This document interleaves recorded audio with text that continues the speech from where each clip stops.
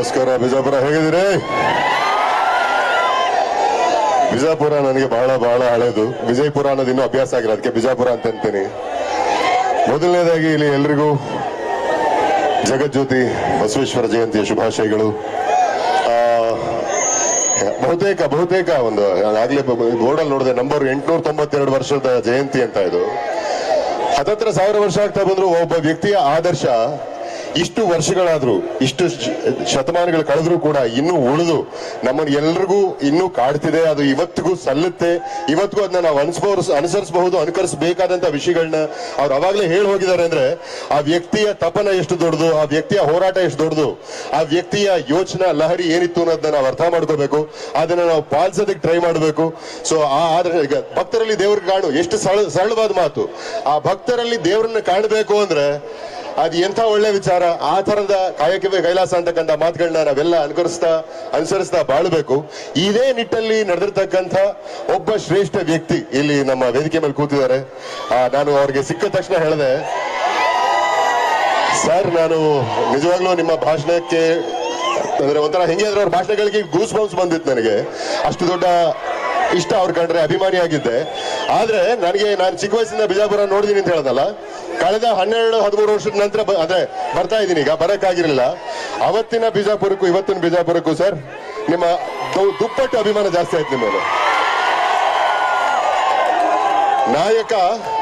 ನಾಯಕ ಮಾತಾಡಿದ್ರಷ್ಟೇ ಸಾಲದು, ಹೇಳಿ ಕೇಳಿ ನಡೆದ್ರಷ್ಟೇ ಸಾಲದು, ಕಾಯಕದಲ್ಲೂ ಗುರುತಿಸ್ಕೋಬೇಕು ಅದನ್ನ ನೀವು ನಿರೂಪಿಸಿದಿರಿ. ಬಸವಣ್ಣರ ಆಶೀರ್ವಾದ ನಿಮ್ಮ ಮೇಲೆ ಸದಾ ಇರಲಿ. ಅದೇ ರೀತಿ ನಿಮ್ಮ ಹೆಸರು ಚಿರಸ್ಥಾಯಿ ಆಗಲಿ ಅಂತ ಕೇಳ್ಕೊಳ್ತಾ ಎಲ್ರಿಗೂ ನಮಸ್ಕಾರ. ಅಂಡ್ ನಾನು ಈ ಕಾರ್ಯಕ್ರಮಕ್ಕೆ ಬರೋದಕ್ಕೆ ಪ್ರಮುಖ ಕಾರಣ ನನ್ನ ಆಪ್ತರು, ಯುವ ಧುರೀಣರು, ಮುಂದಿನ ದಿನಗಳಲ್ಲಿ ಒಳ್ಳೆಯ ನಾಯಕನಾಗಿ ಬೆಳೀತಕ್ಕಂಥ ಲಕ್ಷಣ ಇರತಕ್ಕಂಥ ನಂದು ಗಡ್ಗಿ.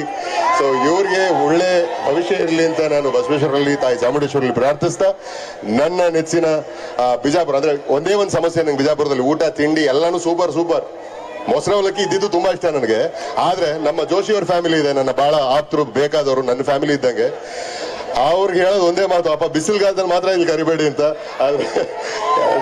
ಬಿಸಿಲು ಎಷ್ಟು ಜೋರೋ ನಿಮ್ಮ ಪ್ರೀತಿಯೂ ಅಷ್ಟೇ ಜೋರು. ಆ ಪ್ರೀತಿಗೆ ನಾವೆಲ್ಲ ಇಲ್ಲಿ ಕೂತಿರ್ತಕ್ಕಂಥ ಕಲಾವಿದರು, ಇಲ್ಲಿರೋ ನಾಯಕರು ಎಲ್ಲರೂ ಚಿರಋಣಿಯಾಗಿರ್ತೀವಿ. ಹೀಗೆ ಒಳ್ಳೆದನ್ನ ಸಪೋರ್ಟ್ ಮಾಡಿ, ಬೆಳೆಸಿ, ಹಾರೈಸಿ.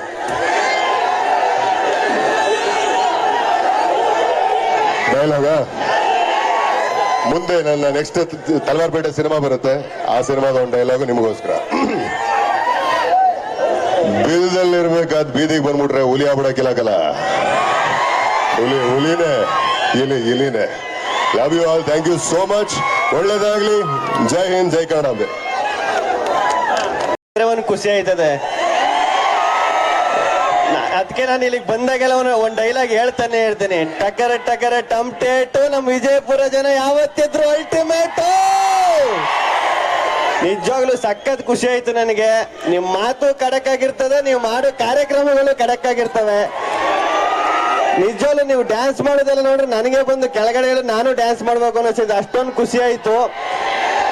ನಮ್ಮ ಯತ್ನಾಳ್ ಸಾಹೇಬ್ರ ಬಗ್ಗೆ ಹೇಳಬೇಕು, ನಾನು ಅವರ ಒಬ್ಬ ಅಭಿಮಾನಿ. ಅವ್ರ ಸ್ಪೀಚ್ ಅಲ್ಲ ಅವ್ರು ಮಾತಾಡೋದು, ಅವ್ರ ಸ್ಪೀಚ್ಗೆ ನಾನು ದೊಡ್ಡ ಅಭಿಮಾನಿ. ಅದನ್ನ ಬರೀ ಯೂಟ್ಯೂಬ್ ಅಲ್ಲಿ, ಟಿವಿಲಿ ನೋಡ್ತಿದ್ದೆ, ಇಲ್ಲಿ ಡೈರೆಕ್ಟ್ ಆಗಿ ನೋಡೋದಾಯ್ತು, ಅದೊಂದು ದೊಡ್ಡ ಖುಷಿ ಆಯ್ತು. ನಿಜವಾಗ್ಲೂ ನಮ್ಮ ನಂದು ಗಡಿಗೆ ಸರ್ ನಿಜವಾಗ್ಲೂ ನನಗಿಂತ ಅವ್ರಿಗೆ ಜಾಸ್ತಿ ಅಭಿಮಾನಿಗಳು. ಅವ್ರು ಯಾರು ನನ್ನ ಹತ್ರಕ್ಕೆ ಬಂದು ಫೋಟೋ ಹಾಕಂದ್ರೆ ನೀವು ಬನ್ನಿ ಅಂತ ನಾನು ಅವಾಗಲೇ ಕೇಳಿದೆ, ಅಣ್ಣ ನೀವು ಏನಣ್ಣ ಇಷ್ಟೊಂದು ಫೇಮಸ್ ಆಗ್ಬಿಟ್ಟಿದ್ದಾರೆ ಬಿಜಾಪುರದಲ್ಲಿ ಅಂತ. ನಿಜವಾಗ್ಲೂ ಸಖತ್ ಖುಷಿ ಆಯ್ತು. ಮತ್ತೆ ವಿಜಯಪುರಕ್ಕೆ ಬರ್ತಾ ಇರ್ತೀನಿ, ನಿಮ್ಮ ಆಶೀರ್ವಾದ ಇರಲಿ. ಥ್ಯಾಂಕ್ ಯು ಸೋ ಮಚ್, ಧನ್ಯವಾದಗಳು.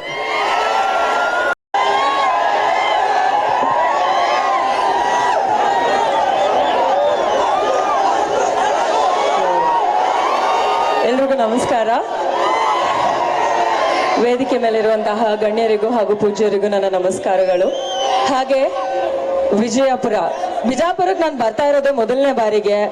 ಬಂದಾಗ ಇಷ್ಟೊಂದು ದೊಡ್ಡ ಮಟ್ಟದಲ್ಲಿ ನೀವು ಪ್ರೀತಿಯನ್ನ ತೋರಿಸ್ಬೇಕಾದ್ರೆ ಮತ್ತೆ ಬರಬೇಕು ಅಂತ ಅನ್ಸುತ್ತೆ.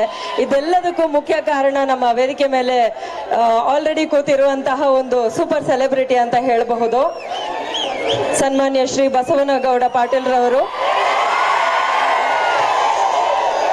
ಅವರ ಒಂದು ಒಂದು ಹೆಸರು ಕೇಳಿದ ತಕ್ಷಣ ಇಷ್ಟು ಜೋರು ಸದ್ದು ಬರುತ್ತೆ ಅಂತ ಅನ್ಬೇಕಾದ್ರೆ ನಾವೆಲ್ಲರೂ ತುಂಬಾ ತುಂಬಾ ಪುಟ್ಟು ಏನು ಆರ್ಟಿಸ್ಟ್ ಅವ್ರ ಮುಂದೆ. ಸೊ ಅವರು ಸಂಪಾದಿಸಿರುವಷ್ಟು ಜನ ನಾವು ಸಂಪಾದಿಸೋದಕ್ಕೆ ಬಹಳ ವರ್ಷಗಳೇ ಬೇಕಾಗಬಹುದು.